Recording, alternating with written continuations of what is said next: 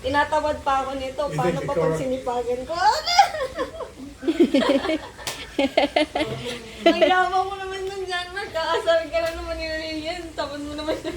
John, you don't let these girls bully you like that.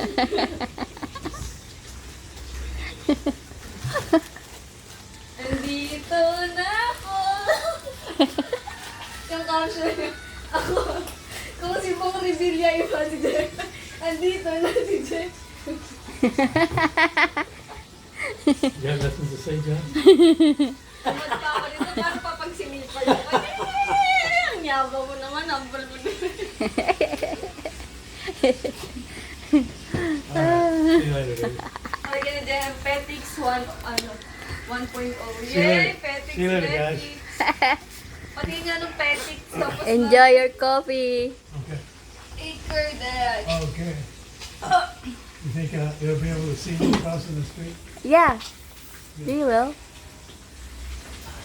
Andito na si JM.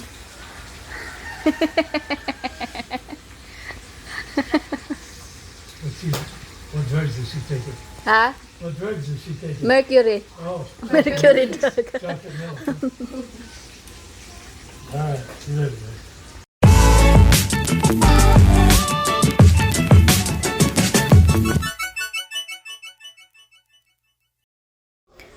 So, ayan, kung nakikita nyo nga, ginagawa ni GM or ni Jan ang aming internet line connection. Kasi nga, sobrang hina-hina ng internet namin. Matagal na to siguro. Mga 2 or 3 months na kaming napakahina ng internet namin dahil nga mayroon kasi akong mga kapitbahay na nawalan sila ng internet at saka yung isa naman senior. So sila sa akin na makiki-connect sila. And then pina-connect ko naman sila, tapos yung katabi ko din pina-connect ko din sila. So chinek namin yung aming internet connection. Mayroong 20 devices na naka-connect. So hindi ko alam kung naka-public yung aming password. Alam ko hindi. Pero, ayun, nireset namin yung isang modem, ang modem namin para magkaroon kami ng magandang connection. Dahil hindi talaga kami maka-upload ng picture. Hindi kami maka-upload ng videos. Tapos kahit manood ng YouTube, napakahina talaga ng internet. Tapos, ayun nga, nag-decide nga kami na i-reset ang modem tapos mag-change password. Eto, kung nakikita nyo si Andrea, pinifeed niya yung doggy niya na si Karina ng Dutch Mill. So, kakauwi niya nga lang pala niyan galing trabaho at syempre, itong aso namin o yung doggy namin, napaka-spoil nito. Yung pangalan niya nga dyan ay si Karina. So, adopted dog namin siya since September 27, 2022. So, magto 2 years na siya sa amin ngayong September 2024. So, accidentally lang naman tong napunta sa amin kasi nga napunta lang to sa bahay ng nanay ko. So, madami na kasi kaming alaga doon. Madaming pusa, may aso na din. Kaya, ako dito walang alaga. Kaya binigay nila sa akin to. Pero, nang una, ayaw talaga dito ni Jerry kasi nga maliit ang space namin dito sa apartment. Tapos, pinakiusap ko lang sa kanya at alam kong mayroon siyang allergy sa mga puppy at germaphobic siya. Kaya, ayun, medyo hindi maganda yung mga pag-adapt namin talaga ng puppy. Pero nang tumagal naman, naging okay na rin sa kanya. So, dito malapit nang matapos dito si John sa pag-install ng aming internet at saka inayos niya na rin dito yung mga wire na nakapulupot na ang pangit tingnan kasi nga, 'di ba, tawag nun, binaklas ko na kasi dyan ang mga decoration, tapos syempre yung mga natira, tapos ayun, nilinis na rin namin kasi tapos na nga yung holiday. So, ngayon lang kami nakapag-decide na chicken yung aming internet connection kasi tapos na yung holiday. Siguro naman maiintindihan kami ng mga kapitbahay namin kung bakit namin ito ginawa. So, alam nyo ba na medyo malambot din talaga yung puso ko kapag may mga kapitbahay akong nakikiusap sa akin. Tsaka, syempre, ayaw ko naman sabihin nila na madamot ako or what. Pero, 'di ba, minsan kasi hindi mo naman na nai-scan yung mga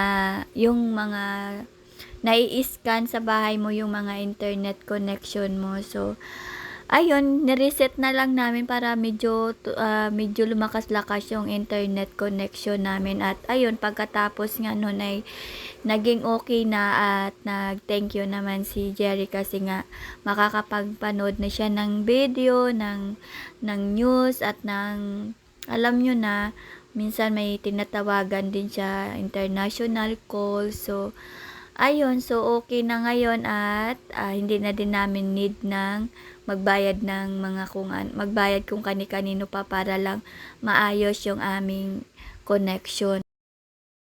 So, ayun, natapos na nga nila lahat yung mga gagawin nila. Kaya yan, dito sa lamesa ay parang, alam nyo na, si Andrea at si John, sabay silang lumaki sa bahay ng lola nila.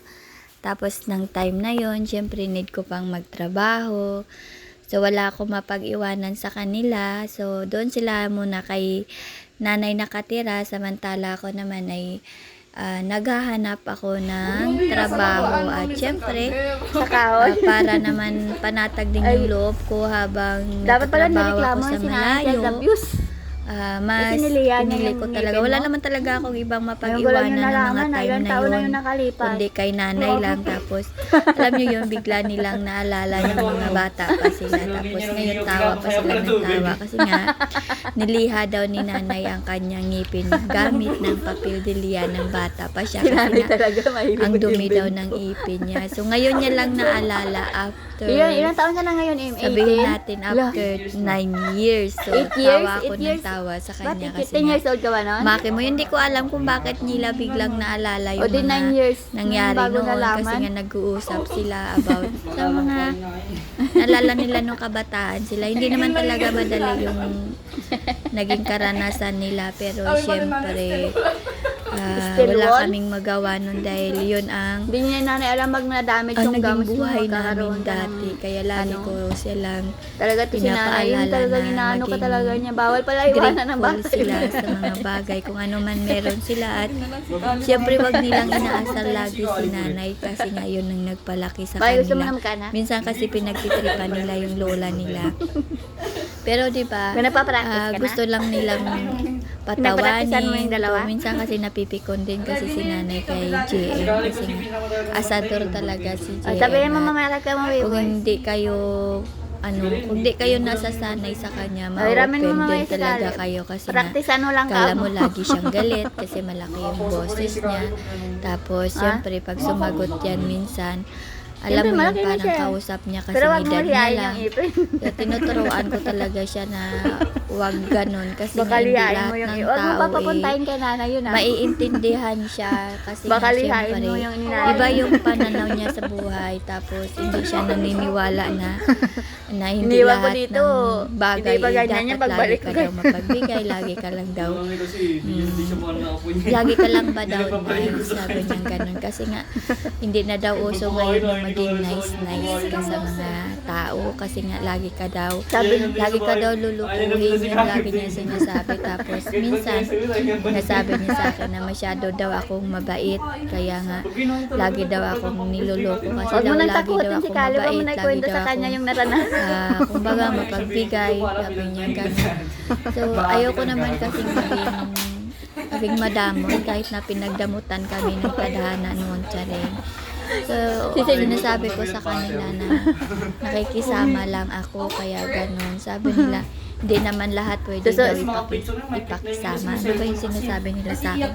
So, iba ang pananaw ng mga Deng, kabataan susundan ko pala si ngayon. Kuya mo, Kaya, Wiboy, ng video na to. ibang-iba Sabihin ko, sa mga wag mong iiwanan kabataan yan si noon. Kasi Carlo. nga, siyempre, kung baga Baka ngayon is lihain. sobrang open na lahat nakikita na nila sa social media. Tapos open na lahat ngayon. Nalalaman na lahat ng mga kapanahonan Kasi dati wala pang namin. online business. Yung mga nanay, tatay, tatay, yung mga magulang ay hindi sila masyadong open sa mga anak nila. Kumbaga, parang hindi nila kayang i-discuss ang sitwasyon noon, tapos malaman-laman mo na lang Grabe na, pala yung naranasan niya kay na nanay. hindi ka tanggap or may mga bagay na hindi mo karapat-dapat sabihin. Viral ka sana ngayon Pero eh. sa akin Tingin kasi, ko mayaman na si nanay ngayon dahil sabi sa ko, mas pagbibigyan ng maganda ipin. kasi mas maaga nalalaman ng mga bata kung ano sila, kung ano meron sila, kung ano yung pinanggalingan nila, kung sino sila.